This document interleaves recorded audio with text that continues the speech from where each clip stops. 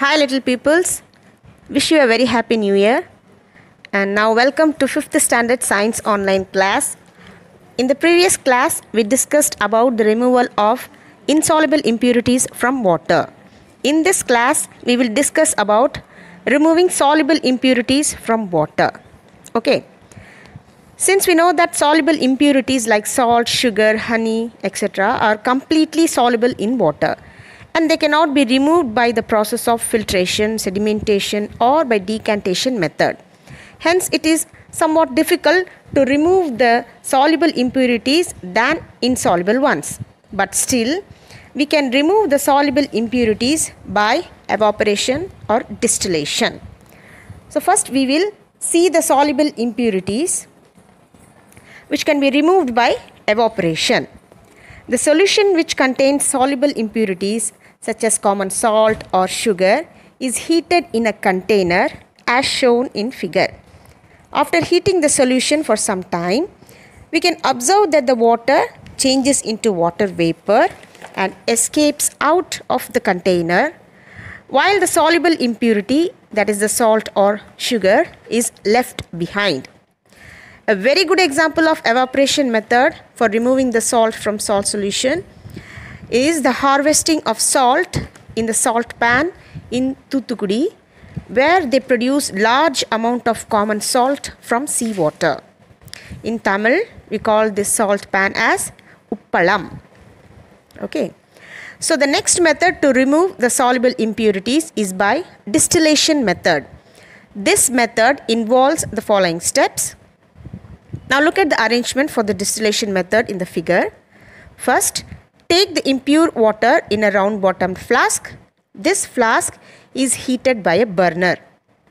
So automatically when we heat the impure water, water changes into water vapor and the impurities are left behind in the flask. Now the water vapor passes through the condenser.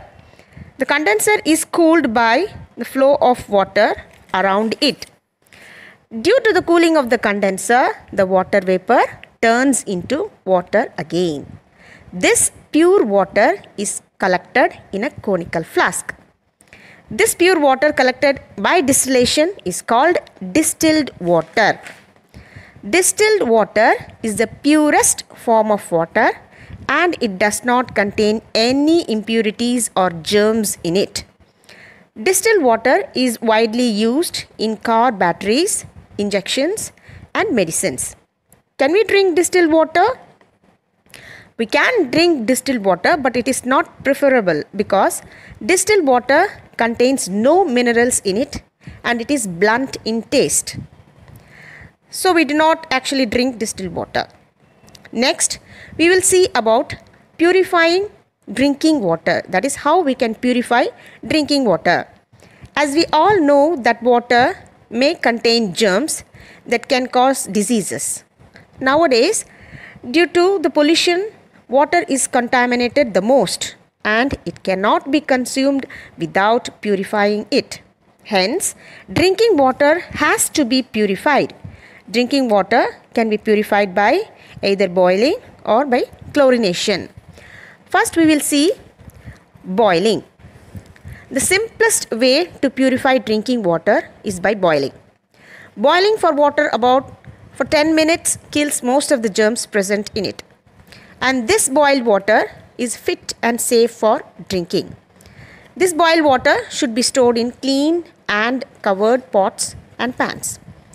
So this is the simplest method for purifying drinking water.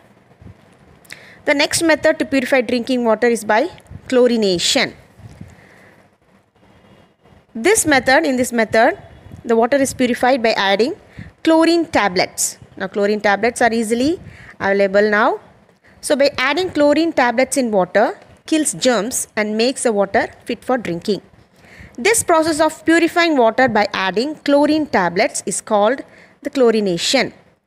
Nowadays when a water is chlorinated, we can smell or the taste is somewhat like a medicine. So that means the water is chlorinated. Okay. So next, you just see the page number 133 in your science book. it is a big purification plant. To give drinking water for people living in a city or a town, the water has to be obtained from lakes and rivers. And water cannot be sent to the houses in towns or cities directly from lakes and rivers. So it has to go through several processes before reaching the houses. So first, this water is purified in big purification plant before it is made available to homes. The main methods involved in this purification plant are sedimentation, filtration and chlorination. Now see, first the water from the lake or pond is taken in a container, large container, and this water may have wood, dead animals, plants and insoluble impurities. Hence, it is run through large filters. By this, the insoluble impurities are removed. Next, a substance called alum, which is added to the water, and this helps insoluble impurities to settle down. So the next, after the impurities settle down, the water is made to move through the filters that are made of sand and gravel.